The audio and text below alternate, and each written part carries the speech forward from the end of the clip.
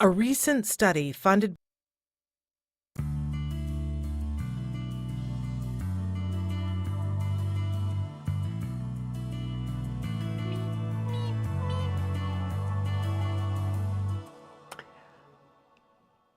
Good morning and welcome to Autism Live. I'm Shannon Penrod and we're coming to you live from our studio in Woodland Hills. I'm excited to be here with you this morning. We were with you live on Saturday. I hope that you guys had a chance to watch that. If not, go back and look and see. Some of our red carpet things are really crazy, and I'm so grateful that you guys put up with us, because the thing about doing it live without having multiple cameras and multiple people to switch to is that there's really no place to hide. We had such a good time, though, at the first annual All Ghouls Gala that benefited Autism Care Today. And we had some wonderful celebrities and some fabulous press. I encourage you to check out, there are pictures of the event. You can put first annual All Ghouls Gala on things like Getty Images or Shutterstock and take a look at some of the amazing stars and celebrities that we had that came out. Good morning, Susie B.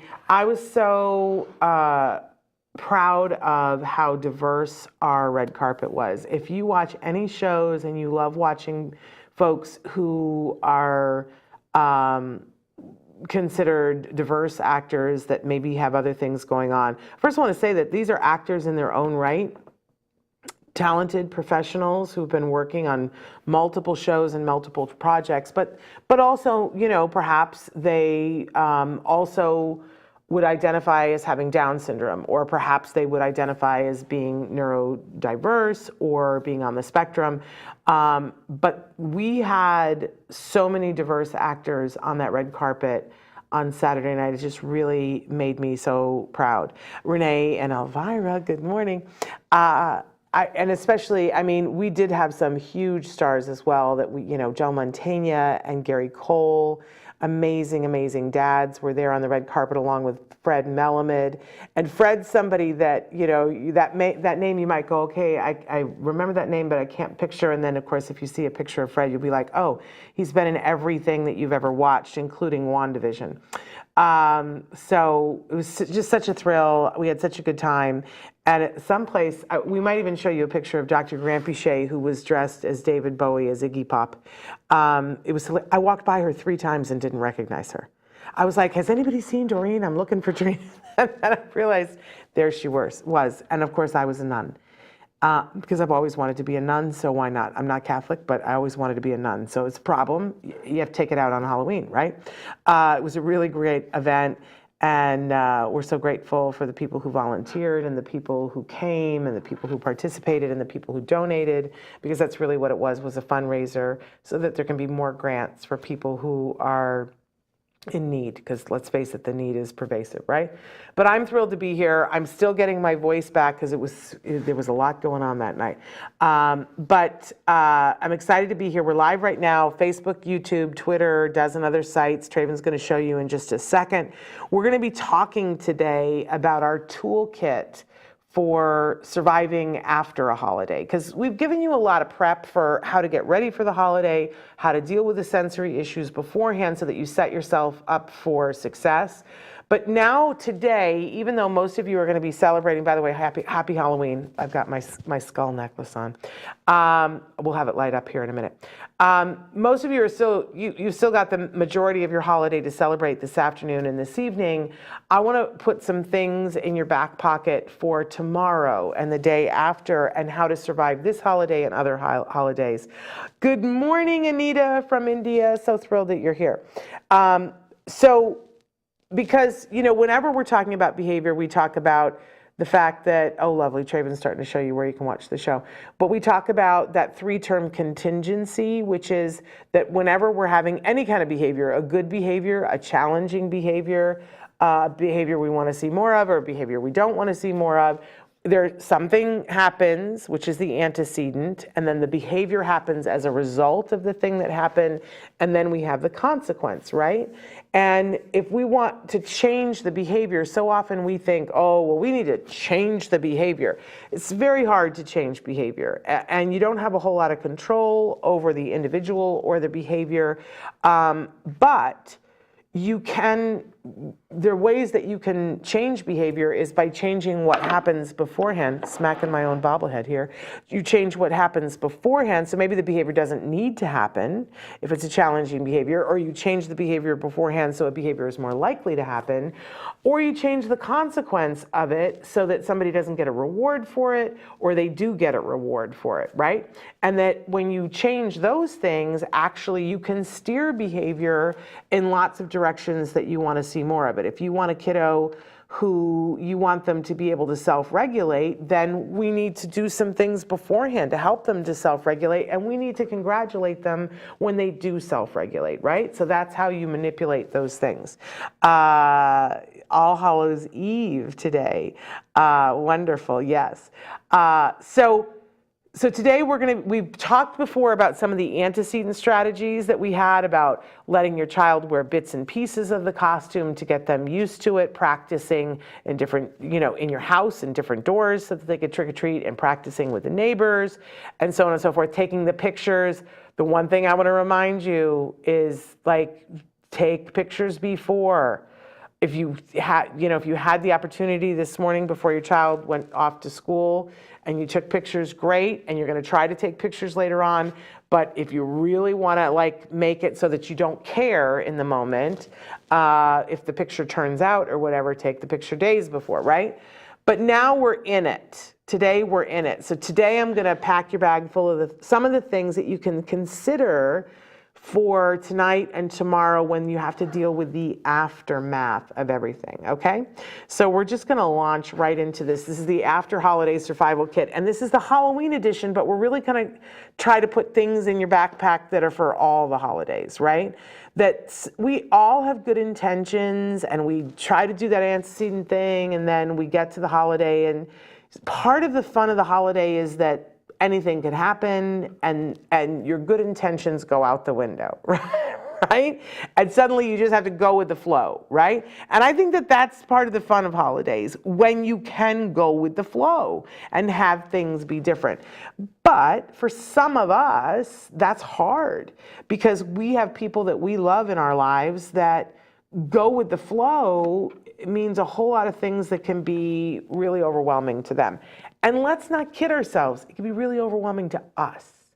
I don't want to make it sound like sensory issues are only people who are on the autism spectrum. That's not it. That's not the truth. We all have sensory issues. We can all get to sensory overload. We can all get to the point where it's like, this isn't fun anymore, right? So we're going to talk about when it gets to that point and what do you do to reel it back in and get things back on schedule. That's what we're talking about. So one of the things that I think is really vital is that we start with clear rules. And part of the problem with holidays is that we may have already set up clear rules in our life about what we do, what is it, what's allowed, when is it allowed, how much is allowed, and where is it allowed, right? And we have that set up in our family. Then the holiday comes and we send a message to our kids that, now all the rules are out the window, and, because we've told you don't talk to strangers, and now you're going to walk up to total strangers, bang on their door, yell trick or treat, and they're going to give you a treat. It's very hard for kids to understand that the rules are different. But our kids tend to be very rule-oriented, and they want to know what the rules are. I think that this is them being very savvy. I don't know if you've ever been, the first time that I ever went in the 80s to a Ponderosa steakhouse, I was flummoxed. I was used to going into a place where, you go into McDonald's and you walk up to the counter and you order. That seemed clear to me. Or you go into a restaurant and you wait for somebody to seat you, or if it's a certain kind of restaurant, you seat yourself and the waiter comes up to you, right? And then I went into a Ponderosa steakhouse and it was like, I don't know what the rules are. There was, you couldn't just go get a table. You weren't allowed to go get a table. There's like this cattle chute, and you go up and they're like, well, did you pick what you wanted? No, the menu's back there. I didn't know. And I didn't want the steak, and so I didn't know how to order the salad bar. And I said to somebody, can somebody just tell me where the rules are posted? Because I was having anxiety because I'm like, I don't understand what happens here. Now they have lots of restaurants like that, and I know that, but I didn't know that at the time. And I think that a lot of people, we had people at the party the other night, they're like, okay, what are the rules? Like, what's happening? Where am I allowed to go? What am I allowed to do? So on and so forth. People like rules. It's not just people on the spectrum. But how nice is it that folks on the spectrum want to know, like, what's the expectation here? What are the rules? And when they know what the rules are, sometimes they're like, wait a second, rule being broken here. I'm not sure I'm okay with that, right? So we need to be clear with them that today is Halloween. That means that the rules around Halloween are that you're allowed to dress up in a costume. You're allowed to talk to strangers if you're with mom or dad, whatever your rules are. You can even make a little chart for them to say, here's what the rules are, right? But then after the holidays, we need to go back to either the old rules or new rules that aren't for Halloween, but aren't fully the old rules, right? It's kind of like COVID. Like, are we doing masks? Are we not doing masks? Your kids have gotten a little bit more flexible with this because they've had to. So it's a great opportunity to talk with them about, okay, Halloween is over, and whether you put them to bed that night and don't go over or the next morning, I really want you to, and you can make a chart, a representation, but have clear rules for them. You can make it visual for them, and the rules should reflect your values and what you can take. A lot of people go, oh, we let our kids stay up really late on Halloween. Okay.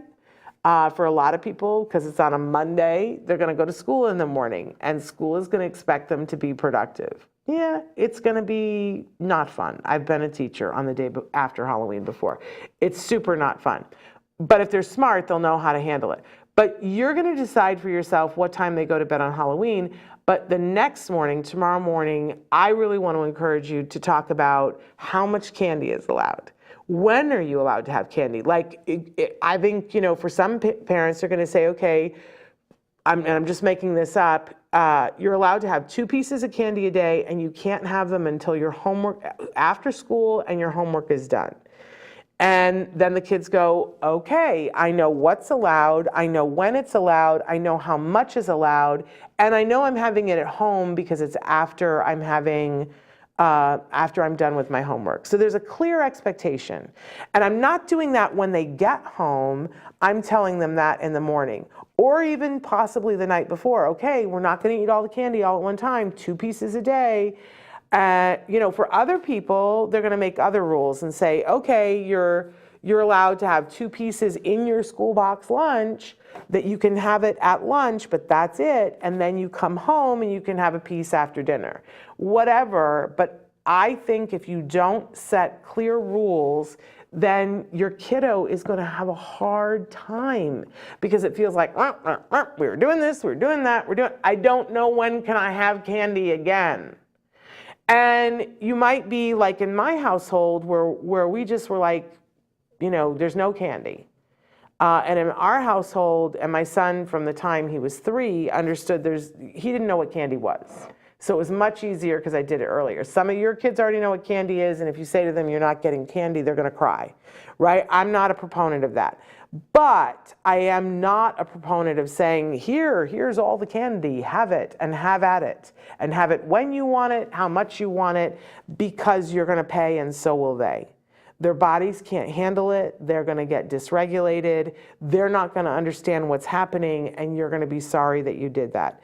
It's just unconscionable to just let them go crazy on the sugar and the artificial colors and the artificial flavors.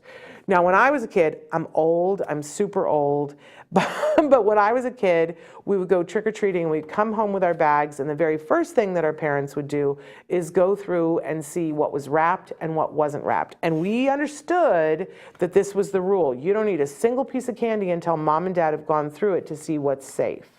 Because back in my day, people were still handing out apples, but people were putting razor blades in apples, and kids were getting hurt. It's terrible to think of, but that was the reality. And so, parents were told on the news, you have to separate what's wrapped candy and what isn't. No, you don't take anything that wasn't manufactured and wrapped.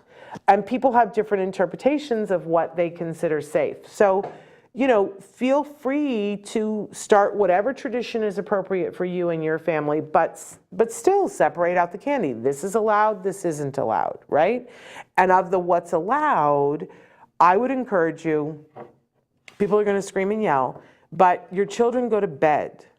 Tonight, your children are going to go to bed. And I would encourage you to take all the Halloween candy, and you've gone through it in front of them, but now take it and greatly diminish it so that they're not seeing this abundanza of candy and stressing about when can I eat it, how much can I have, like make it easier for them.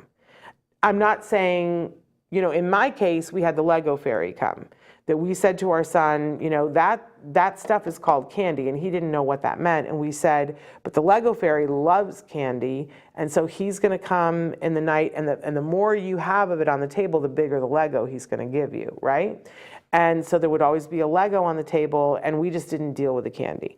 I understand that is not everybody's path, but I didn't have a kid who was strung out on the sugar for days. He still had sensory issues to come down off of, and that was our choice. I'm not telling you that has to be your choice. And especially if you have kiddos who love sugar and love candy, I want to tell you, don't do that to them. It's mean. Don't be mean to your kids.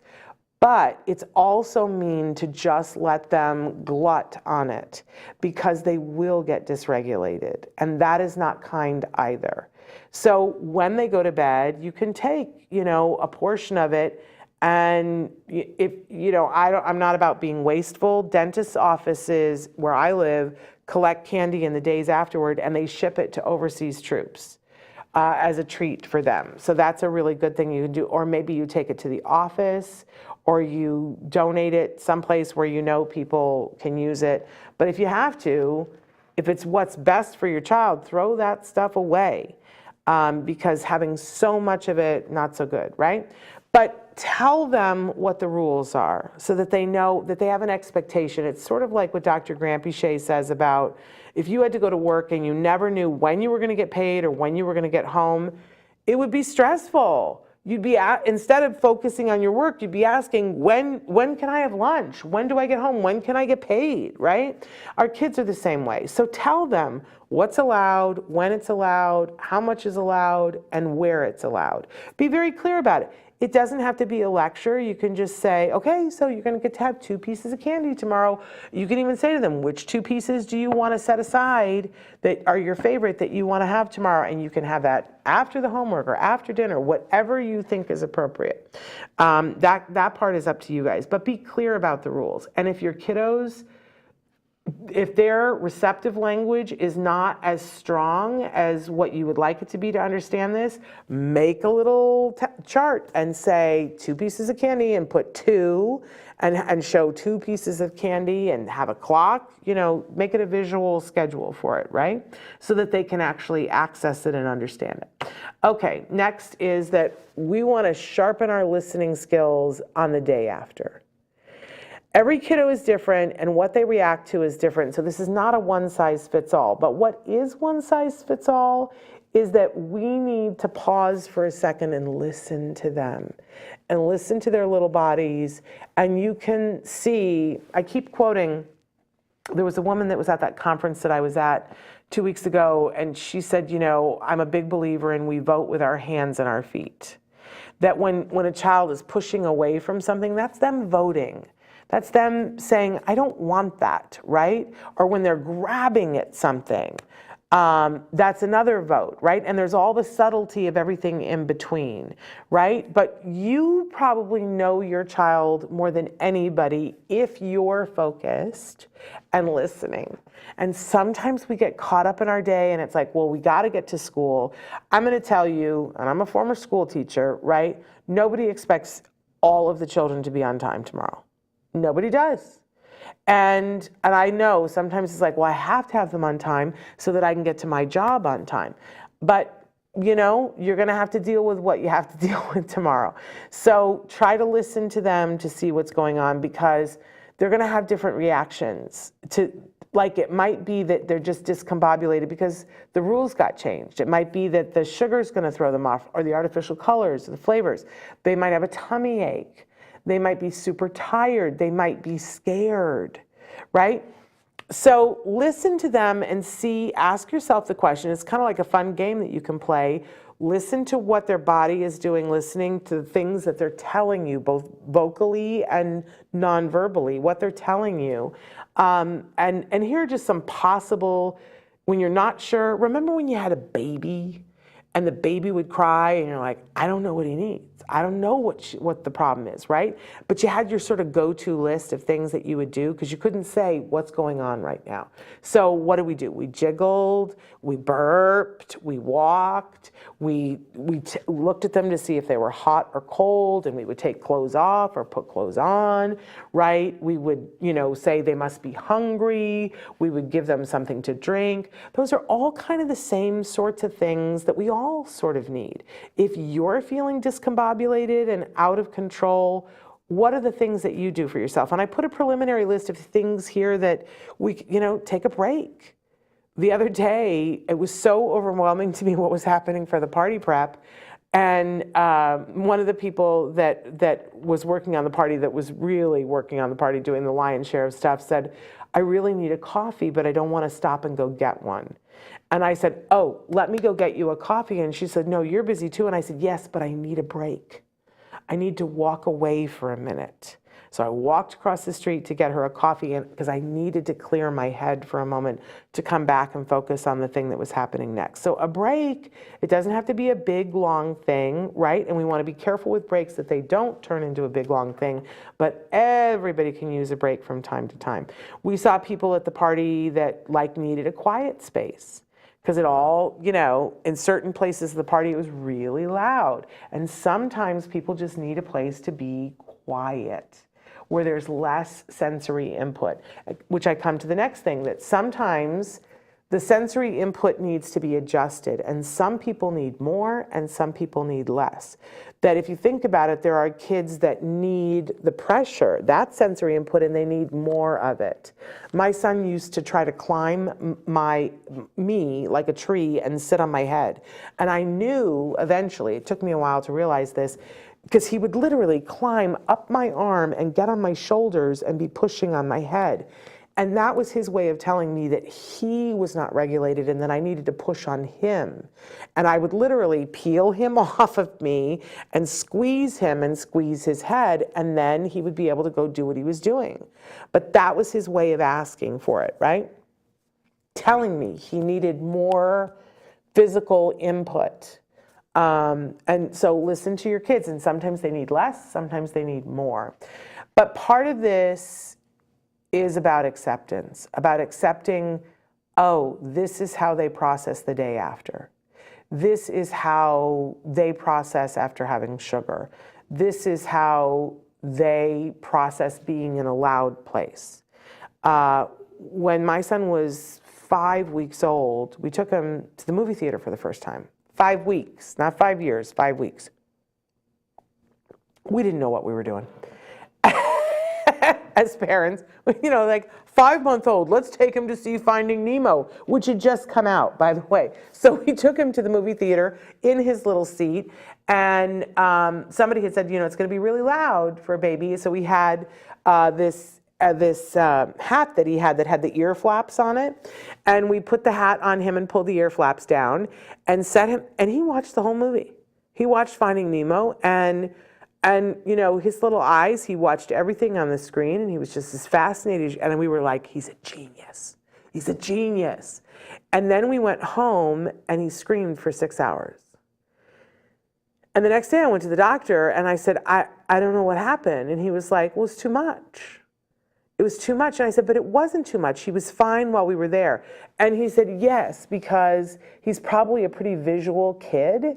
He's 5 weeks old, though. He doesn't have a way to process all that. So when it was all done, that was his way of processing it, was to scream for 6 hours. And he was like, you're going to have to be careful and not overwhelm him. And probably that was the first indication of something. But we would take him to places, and he would hang always as a kid. I could take him anywhere. I could take him to a concert and he would hang, but afterwards he would have a meltdown. And so I needed to first learn to accept that that's who he was and that that's what was happening, and that I had choices then, that I could, not take him to things that were really loud, but he kind of liked them. So I had to learn how to sort of mitigate it and see about how much could he take. But even then, I had to accept that there was going to be this thing that would happen after we got home, and I needed to plan around it and say, yep, we're going to have a little bit of a meltdown afterwards, and I have to accept that that's him expressing how he feels about it. I don't need to get anxious about it. I don't need to think that it's going to go forever. And there are things that I can do to help him through it and not make it worse. But this is who he is. And accept that on a cellular level. But I do think one of the most basic things that we forget is that it's harder to deal with things if you have not eaten and have not had something to drink. I keep going back to the party, but Sarah, who was largely running everything, who had said something about the coffee the other day, she said when she got to the party that her friends all of them were texting her and saying, make sure you drink lots throughout the party in terms of water, that you have to hydrate. And my friends didn't do that because I'm old enough that they thought I would remember, and then I was dehydrated after the party because I kept forgetting to have water. And it's really important. People don't cope when they have not had something to drink, and they don't cope when they're hungry. And we would do this when they were babies. We must not forget this when they're a little bit older. But then sleep and rest are a big thing. When our kids don't have enough sleep, they will get dysregulated. We should not be surprised by that. And I do have tips for you of things that we can do to help to make that better. But listen to them when they say that they need something. I want to say this before we go any further, though. The sleep thing, when our kids are tired, when they are overtired and they are overstimulated, then people go, oh, well, they clearly showed me that they needed to sleep, so I sent them to bed, and then they had a meltdown. Yes, because if they're overstimulated and they need sleep, you can't just put them to bed and go, so that's taken care of. That's not how it's going to work. And what I encourage you to do, which is not something you're going to do every night, don't get that wrong, but when you've done a big holiday thing or something like that, instead of putting your kid to bed, you can go through a series of things to get them a little bit more grounded, but then put them on the couch with you. If they like to cuddle, cuddle them. If they don't.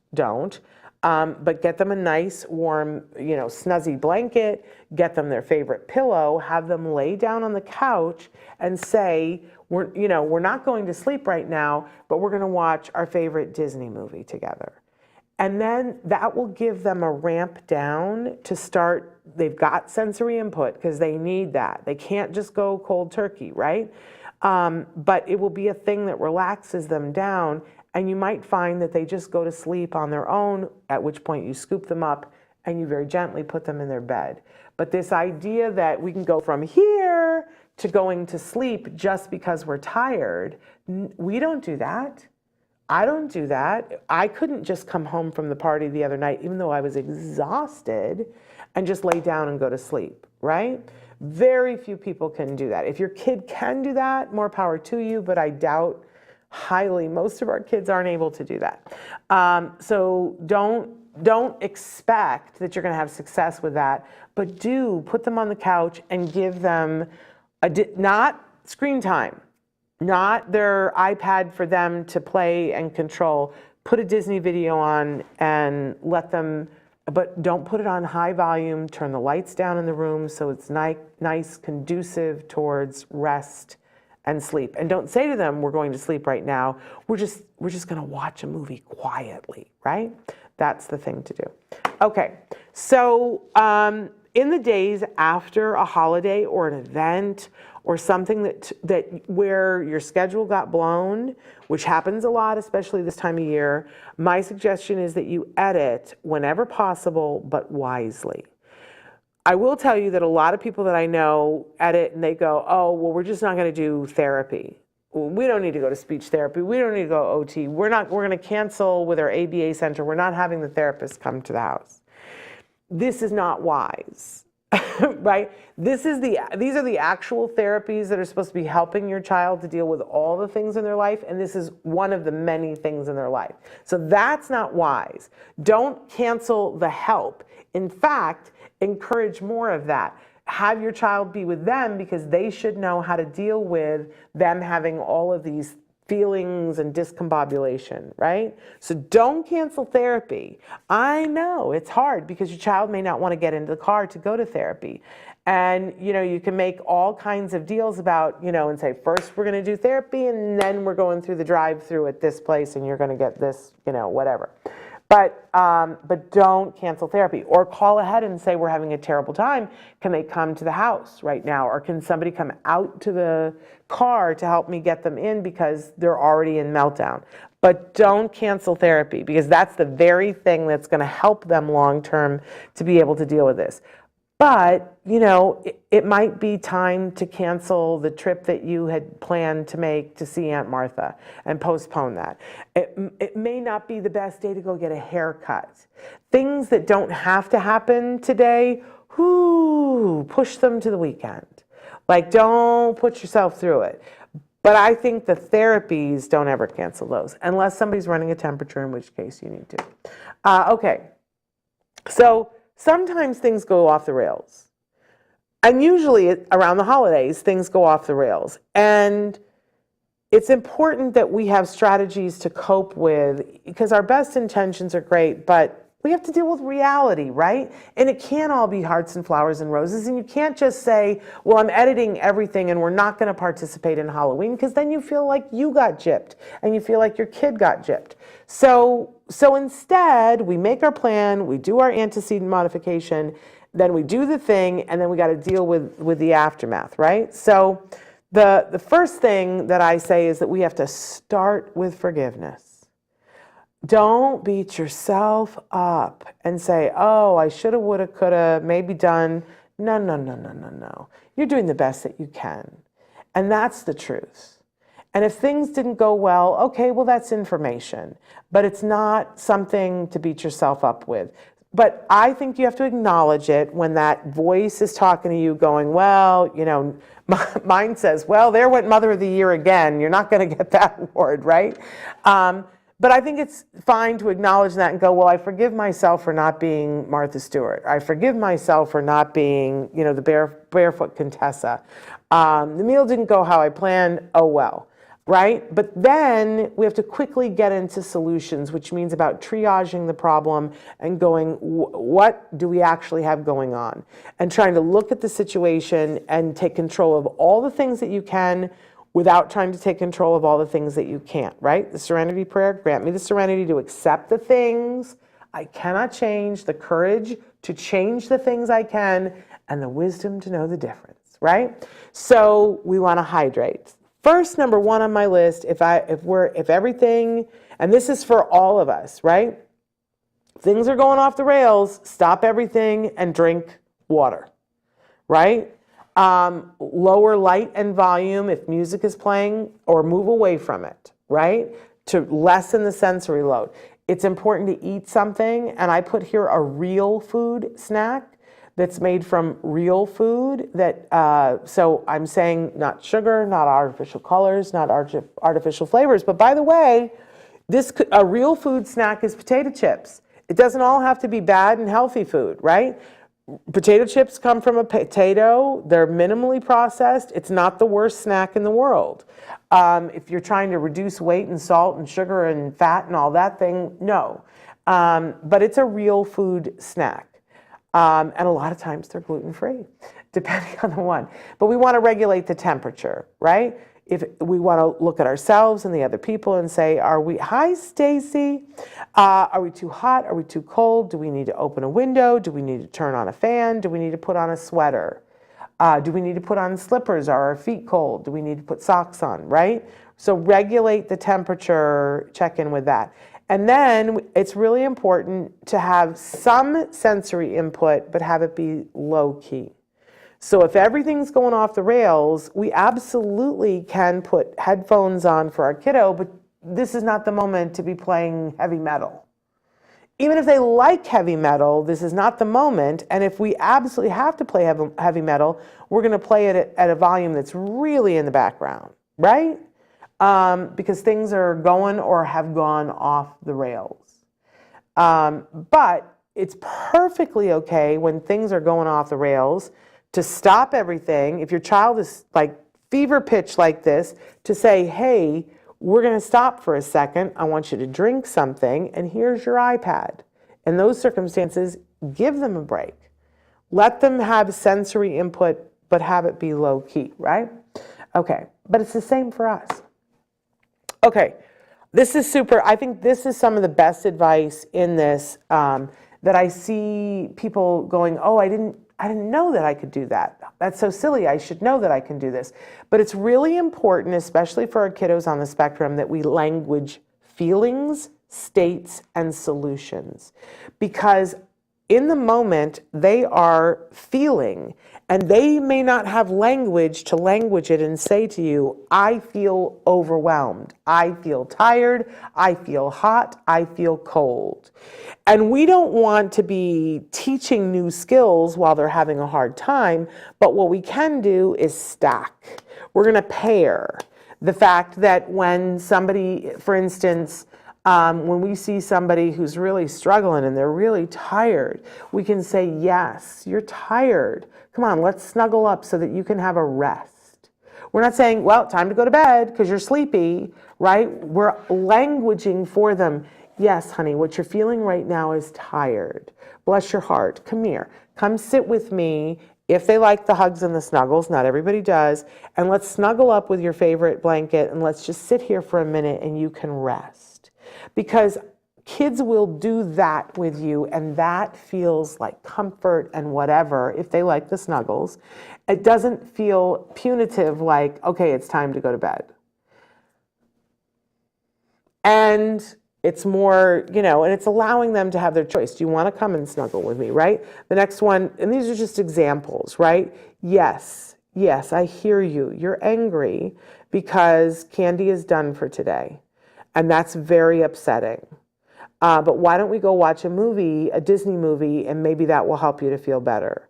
Because it's important to language, yes, what you're feeling right now and validate it. Yes, you're angry. And you're angry because, mom said there's no more candy today, and it's very understandable that you're angry. But let's go do this, and maybe it'll make it better, right? Because kids don't know when the feeling is going to end, and what we're doing is bridging a gap for them, and that starts with acknowledging, yes, I see that you're frustrated, and you have every right to be frustrated. Let's see if we can't do something to help with the frustration, right? I said, yes, it's sad that we don't get to wear our costumes today, and it's okay to be sad about that. Do you want to wear your new shoes or the red ones? And remember, it's really important to give choices. Yes, it's a distraction, but isn't that what we do in our lives? When we get upset about something, we give ourselves a distraction. But the real key is, do we give ourselves a healthy distraction or an unhealthy distraction? I know people who get upset about something, they're like, I gotta have a cigarette. Well, that's an unhealthy distraction. It is. But it helps them to cope. I don't know about you, but I want to help my child to have healthy distractions for himself as early as possible so that it carries over into adulthood. But how about the last one? Yes, you're cold. And I say this to all the nieces and nephews and grandnieces. I'm like, oh, bless your heart, honey, you're shivering, you're cold. Let's put a sweater on you and get you warm. So I've languaged the feeling and acknowledged it, or the state of being, and then offered a solution. But it's important to say these things out loud to the kiddos because you're pairing the state. My child never knew when he was hot or cold, but he learned if I say I'm hot, then people understand you're feeling something, right? So, but he had them flipped for the longest time. He would say I'm hot when he was cold, and he would say I'm cold when I'm hot, and he would get frustrated because if he said I'm cold, he would be hot, but people would put a sweater on him and he'd be like, what are you doing? And he wasn't getting the reward for it. And we just had to double down on languaging it ourselves for him when it was happening. We'd go, so he'd say, I'm hot, and we'd say, you're cold. We wouldn't say, no, you're not, because I don't want to do that, right? I don't want to tell him no anything, but I would just say, you're shivering. That means you're cold. You're hot. Look, you're sweating. That means you're hot, right? Not say the no. I want to say no as infrequently as I possibly can in his life, right? But show him evidence. You're shivering. That means you're cold. You're cold right now. Let's get you a sweater, right? This is a gift that you give your kids. That if you start to language their feelings and their states, you will see that then they understand that they go, oh, you get it. I have communicated to you this, and it becomes like a conversation. But you also gave them the solution, which they start to pick up. They are little sponges. When we communicate effectively with our kids, they are little sponges, and they will start to see that for themselves and others.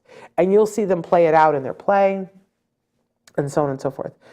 Hey, you guys, the chat is open too. If you have comments or questions or things you want to add to this, please feel free to do that. Here are some tips when the wheels are really going off and you really just have to keep things running. And I know we just went through this because, we had COVID and I just kept thinking, okay, I don't feel well, but I got to keep the wheels on the bus. And one of the things that my niece taught me when the wheels are going off is to just run the machines. And this never occurred to me before. And now it's like a really hot tip out in the world that so many, my niece has been telling me this for 20 years. But now all these psychologists and job coaches and everybody and these people are going on morning shows to talk about the fact that, apparently modern dishwashers, you never, ever, ever should rinse you just put the dirty dishes right in the dishwasher and run it. I think most of us don't have those newfangled, really incredible ones that have they actually have a garbage disposal in the base of them. Mine doesn't have that either. Don't panic. But what people have started telling people is when things are getting overwhelming and you have a dishwasher, load it. Don't rinse anything. Load it. You might have to run it twice, but go ahead, run it twice. It's better to keep things because you don't have to worry about putting them away. If all you ever do, if things are crazy, crazy busy and all you ever do is, load the dishwasher and then keep, you run it and then you've got clean dishes and you can be using them as you take them out. Then you don't really have to unload the dishwasher if you do it that way. Eventually you got to take a couple of things out before you can put more stuff in. But that's a way to keep the wheels on. And there was one psychiatrist recently that was lauded because the person was saying to them, I'm so overwhelmed, you don't understand. And I can't even do my dishes. And he said, well, could you just load the dishwasher? And they were like, yeah, but you can't just do that. And he was like, well, just keep running it. Run it like 2 times, run it 3 times if you have to. Does it use a little bit of water? Yeah, probably the same amount as when you rinse them.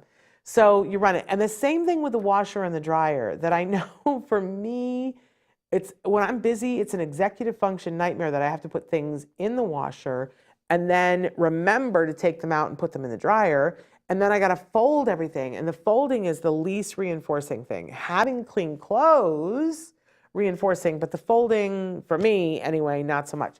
But when you're in the poops, so to speak, when you have the little tornado and it's a poop tornado going on and you're just trying to survive, don't worry about folding stuff. Wash it, try to remember to put it in the dryer, and forgive yourself if you don't.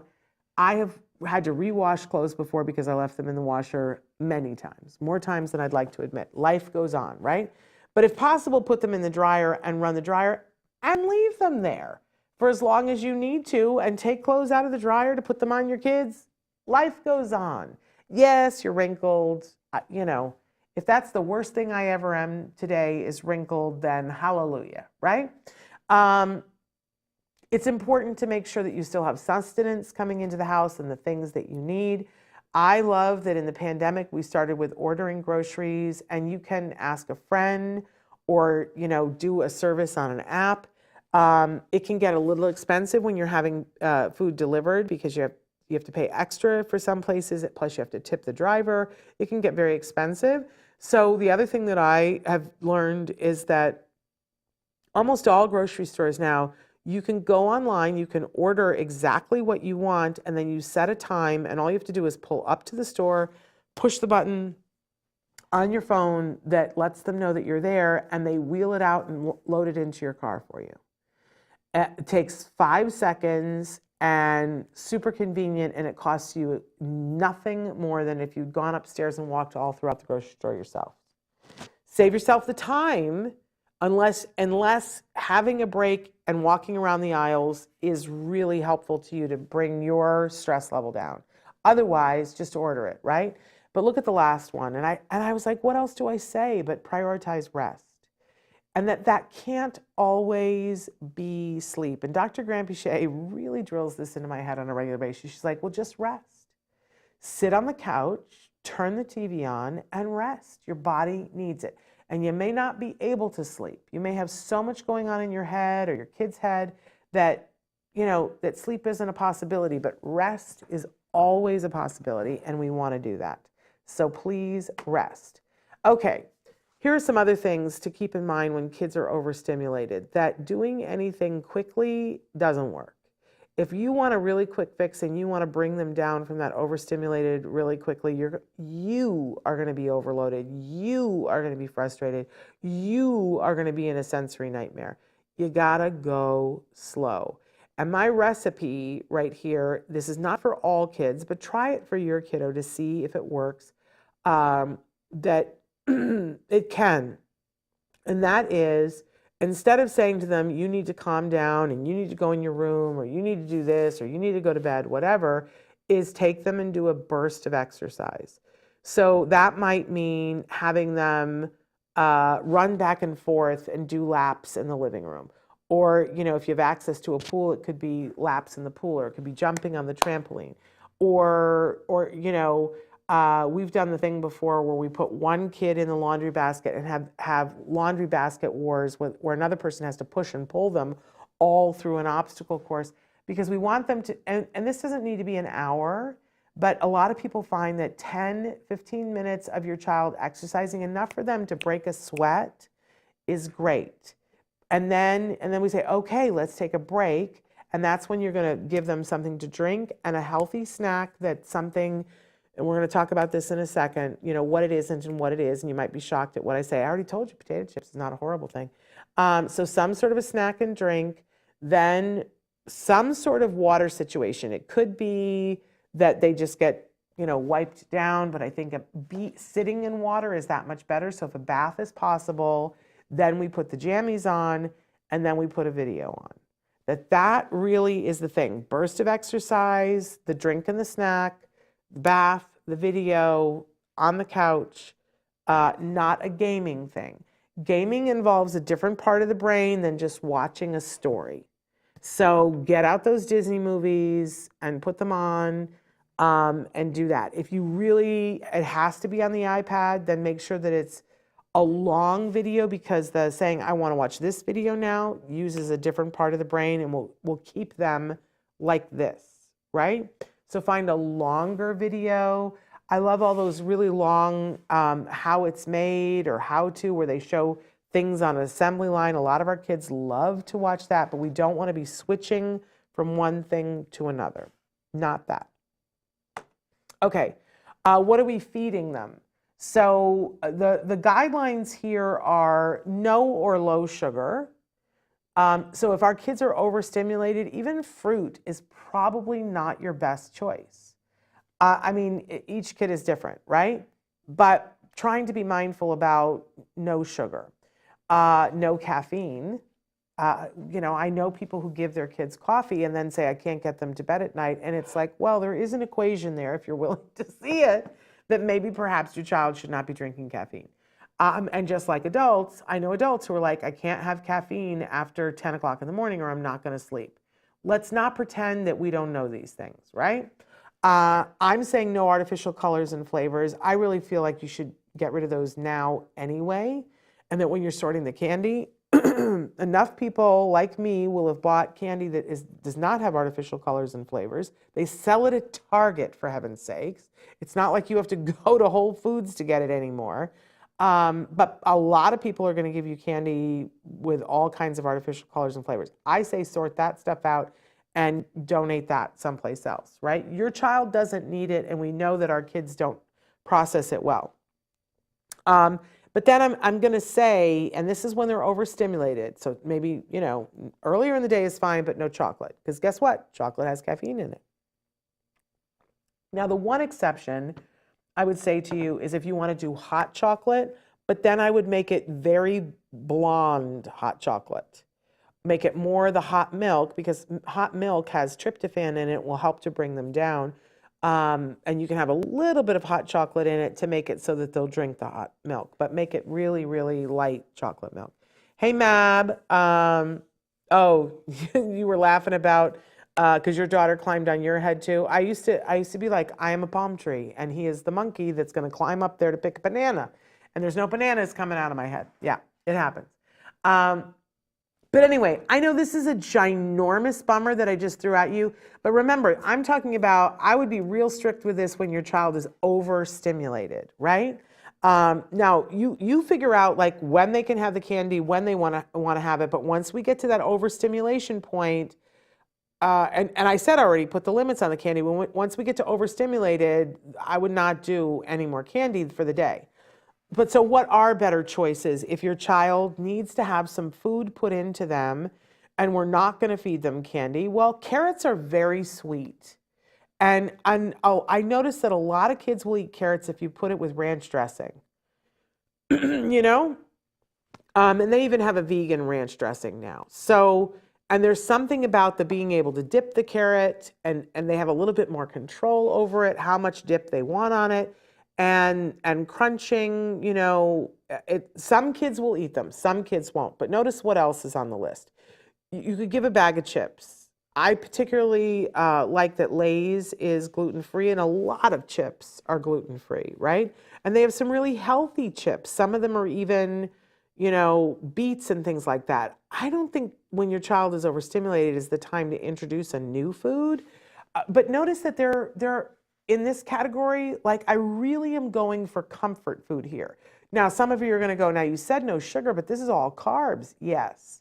But carbs, when they are in a complete form or close to a complete form, take much longer to enter the bloodstream as sugar than mainlining candy, right? So we want comfort food, and some of this stuff will soak up some of the other stuff that they've put into their bodies that they're having a hard time with, like the caffeine and the sugar and the artificial colors and flavors.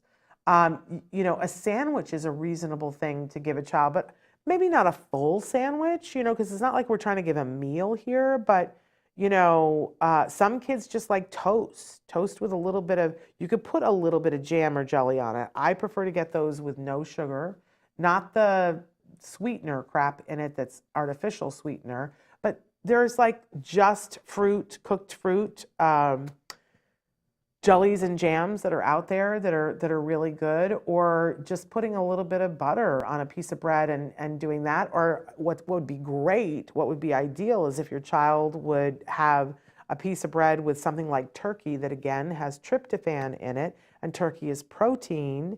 But you could make tuna salad, you could make egg salad, whatever, to go on the sandwich that your child already loves to eat and finds comforting. And notice I put tater tots too, because potatoes have, a little bit of that tryptophan effect that, my son used to love mashed potatoes. And I know for the purists out there, it's like, oh no, is she going to say instant mashed potatoes? Yes, I am.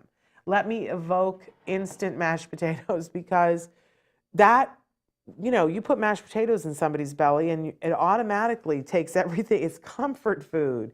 And it's like, oh, I just feel better, right? And I get organic, no processed. I get them at Sprouts. And I stock up on them this time of year. So I get a big bag of them, organic. They're just dehydrated potatoes. And then I can control how much sugar and fat goes into them. It's great. and it takes, all you have to do is boil the water, and then you stir the potatoes in, and it's ready. It doesn't even take a minute. It takes however long it takes to boil water. But I also love the tater tot thing, and my son goes through phases where he loves spicy things and other times he doesn't. So sometimes we jazz the tater tots up. I happen to really love Paul Prudhomme's Cajun spices, and all I do is, put them in the oven and then sprinkle them with some Paul Prudhomme, and ooh, that's some good Cajun tater tots. Not for little kids who don't like, hot, spicy on their tongue. But tater tots are comforting. And they're gluten-free and they don't have dairy. So if you get the right ones. So all of these things, but also you could do popcorn.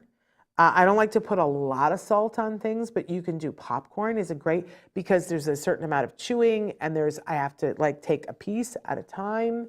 Yes, it might make a little bit of a mess, but sit in front of the TV with the blanket, with the popcorn. It's all good, right?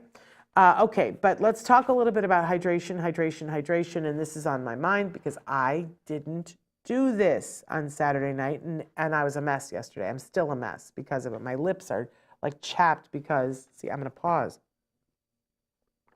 Water. And I know kids don't like to drink water. This is what I hear all the time. Oh, kids don't like water. And I love you all, and I'm giving you a hug right now, but I'm going to hit you with some truth here. Kids do love water. Kids love water, and kids will drink water, and they will drink plain water, but not if everything else that they've been given has sugar in it. That's when kids don't love water. If I'm a kid and you give me a choice of water or Kool-Aid, I'm going to choose Kool-Aid. Every time I'm going to choose that, unless I've been raised in a house that didn't have that, and then I might choose the water. But if, as you're transitioning your child to liking more water, you can do just plain water, and you can try it room temperature, chilled, or ice cold. I don't think ice cold is good for anybody. It can cause stomach cramps in kids. But if that's what they super duper love, hey, I'll go with the flow. A lot of kids like the bubble with waters, and they like the ones that come in different flavors. Some kids hate that. I would try a flavor that that you think they're going to like before we got, Costco was selling the Waterloo cans of sparkling water the other day, and they were holiday flavors. So it's cranberry and grape, and then the last set of it is called spiced apple. And I thought, oh, that sounds so good. It is so cinnamony, I can't handle it. It's not my favorite. And if I gave that to a child who doesn't like cinnamon, they would never want to drink sparkling water again. You know what I'm saying? It tastes like beer that somebody dumped cinnamon in, is what it tastes like to me. It's not a good thing. But a lot of kids might like lemon, bubble water. That's what we always called it, water with bubbles, bubble water. If you need help getting a child to like water, you can take and start, you take apple juice or orange juice, whatever they like, but it works a little bit better with apple juice. And you start out and you make a cup for them and you half it. So half of it juice, half of it water. It will still taste enough like the juice at half and half for them to drink it. They may not love it, but they will still drink it because it's flavored enough. And then gradually over time, you decrease the amount of apple juice so that eventually it's just a splash. And that's fine. Give your kids water and put a splash of juice into it. That's super fun. Or you could even put cut up fruit in it. A lot of people like that. Some kids, though, it just throws them completely off. It's not for everybody. But for some kiddos, it's like, put 2 grapes in their water and put it in the bubble water, and it's a sensation of, oh, I'm going to drink it because I want to get to the bottom to the 2 grapes. It becomes a game. Can be fun. Okay, but here's something really important that I want to say about all these things. Cold turkey is never a good strategy for anybody.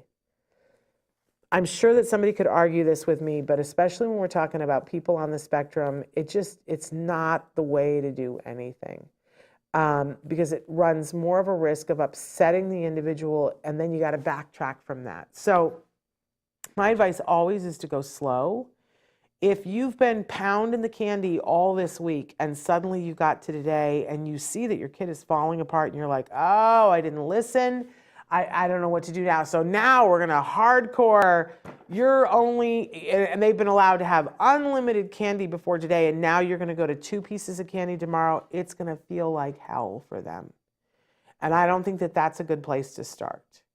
You want to, if your baseline is that they've been allowed to have 17 pieces of candy a day, then I wouldn't go less than half of that for tomorrow. But then I would have that the day after so that we're slowly stepping them down. But not, I wouldn't go more than half in any given day because it's too fast and it's not kind. And we want them to have a pleasurable experience to get, to the point where they're not, again, mainlining sugar, but be kind. And we also have to replace with other things. So if we're not pounding the candy, what are we doing instead?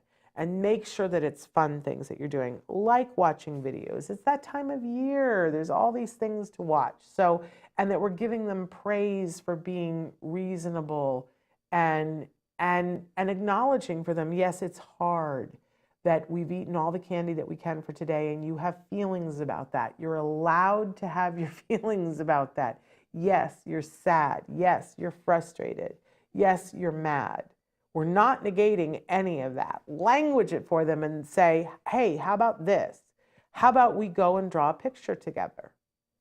So you're not saying, get over it, but you're giving them a choice to go focus on something else. We have to replace and then say, hey, you did really well. That's great drawing that picture. Okay, so that's what I had to say about that, and we went over as usual. But I'm not going to stay over. I hope that all of you breathe today.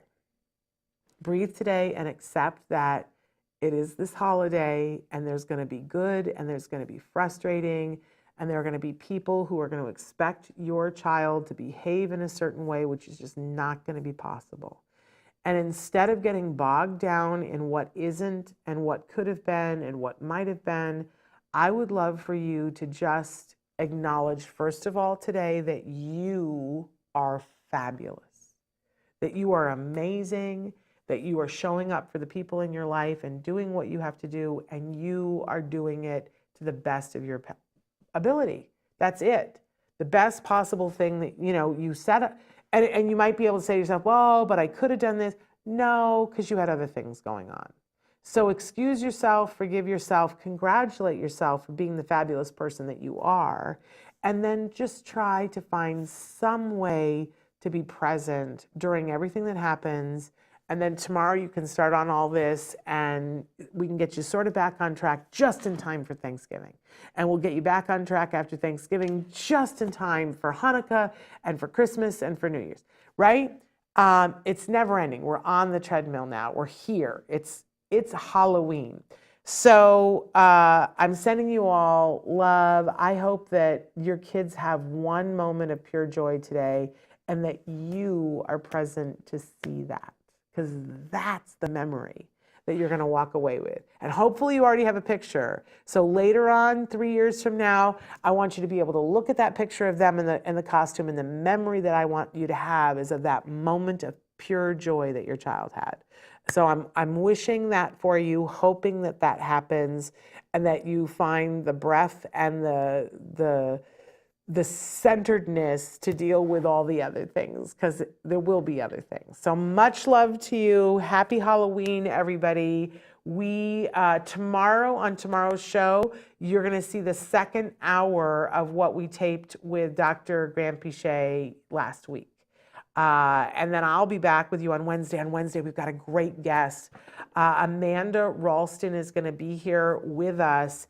She is the founder of Non-Binary Solutions, an amazing, amazing ABA-based, but other things based company as well. And she's going to be talking with us about intensity and what that should look like with good ABA. I'm so excited because she speaks and I go, oh my gosh, she's singing my song. So anyway, May says we won't go trick-or-treating, just handing out candy. she can't have a few pieces of candy. My son couldn't either. The doctor had said that if we weren't careful, that he could end up being diabetic because so many people in my she can have a few pieces of candy. Okay, well, that's great. My son couldn't have any, but he will tell you it wasn't torture for him. He got a big Lego, and tonight there will be all kinds of candy available to him, and I will tell you, he will eat 2 pieces of it, and he'll go, I'm sugared out, and he won't have any more candy for a week because he's like, oh, I still got that sugar in my system from whatever. He's the most well-adjusted person around sugar that I've ever met in my entire life. So he has not been harmed by this. But have fun handing out the candy. I sort of enjoy that. I enjoy that more than trick-or-treating. Seeing all the kiddos and they come up, and I have lots of treats that aren't candy, and then treats that don't have artificial colors and flavors. They do have sugar in them because, you do what you can. All right, but they can pick pencils and spider rings and things like that. I always have something for the kiddos that don't do candy. All right, I will see you on Wednesday. Until then, give your kiddos a hug from me and one for you too. Happy Halloween, you guys.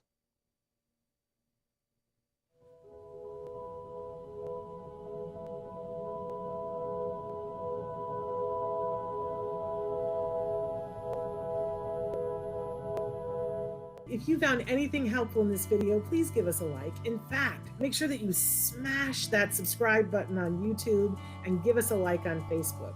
You can also follow us on Twitter and on Instagram for important updates. And please download our free podcast wherever you get your podcasts. Thank you so much. See you next time.